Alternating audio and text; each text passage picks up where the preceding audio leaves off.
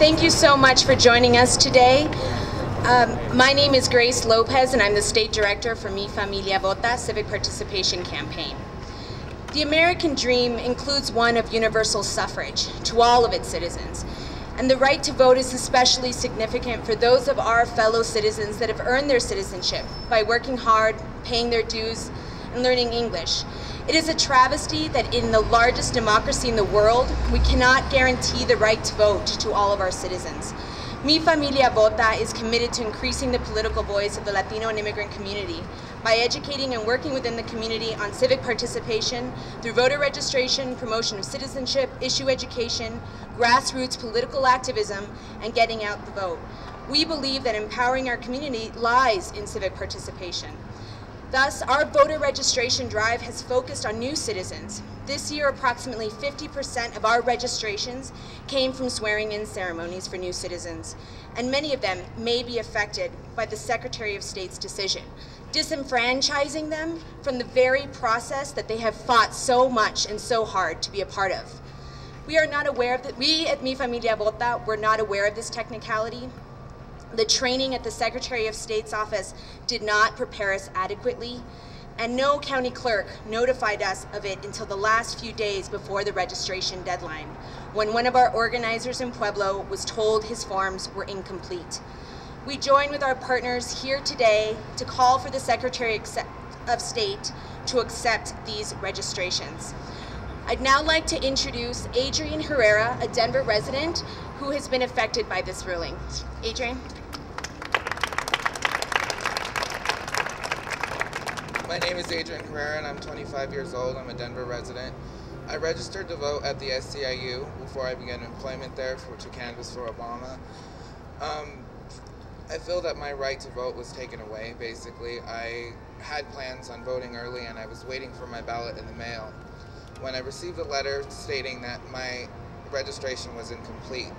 So now I have to wait to vote on election day. This is going to be difficult for me because due to my job. Basically, I feel that my right to vote was taken away in a way. I did have every ambition to vote early, get my vote out there so my voice can be heard. And I feel that this needs to be corrected. As a citizen and as an American, I also feel that it's not fair to me, and those who did register are not getting their voice out there soon enough. Thank you.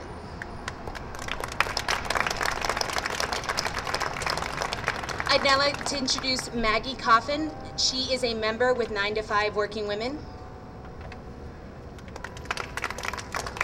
Hi, my name is Maggie Coffman. I'm 22 years old. I registered to vote with 9 to 5.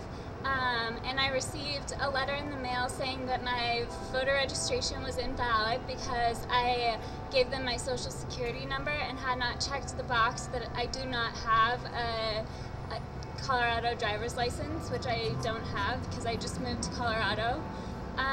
Luckily, since I'm working with 9 to 5, it was easy for me to fill out the forms and remedy this problem. But I fear that for other people that have received this letter, it will not be as easy. It will be a time-consuming process that they may not choose to go through, and it will inhibit their right to vote. Thank you. Steve Fenberg with New Era, Colorado is our next speaker.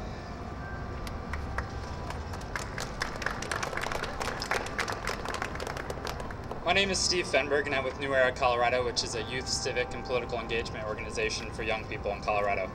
This year, we registered nearly 12,000 young voters this election cycle, many of which are first-time voters in Colorado.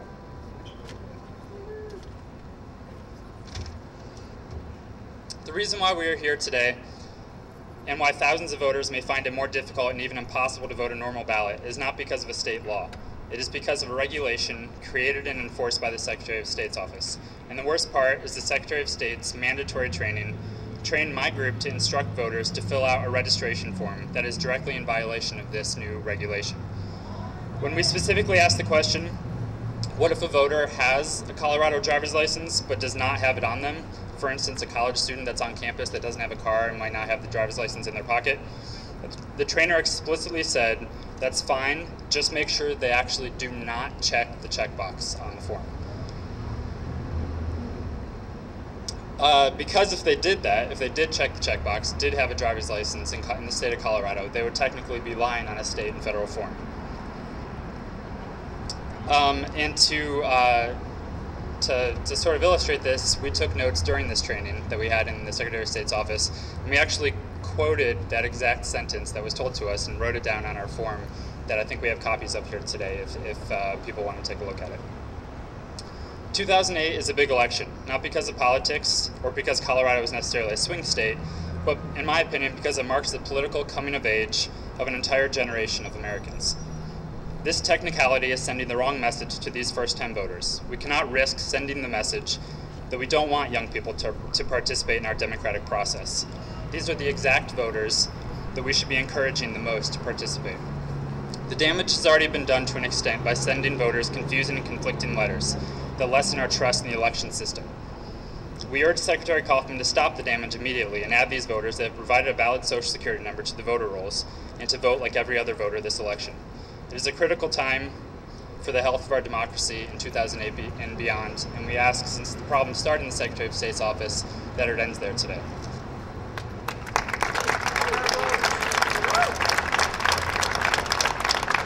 And now I'd like to call up Julia Shannon with SEIU, Service Employees International Union. Thank you so much. My name is Julia Shannon with SEIU's American Dream Campaign.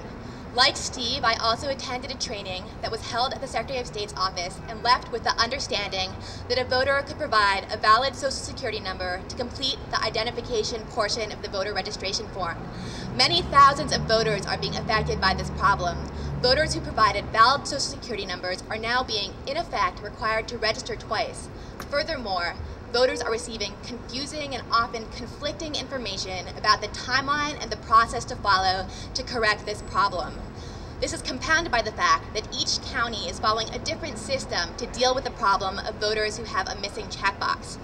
I want to make absolutely clear that this is not a question of any voter's identity. Each of these voters has provided a valid Social Security number as their proof of identity.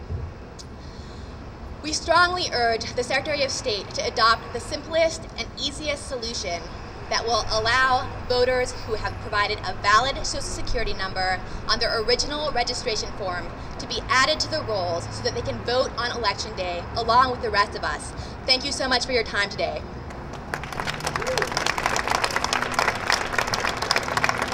Thank you, and that's the end of our speakers. Does anyone have any questions for any of us? If not, we'll all be available for comments afterwards. Thank you very much.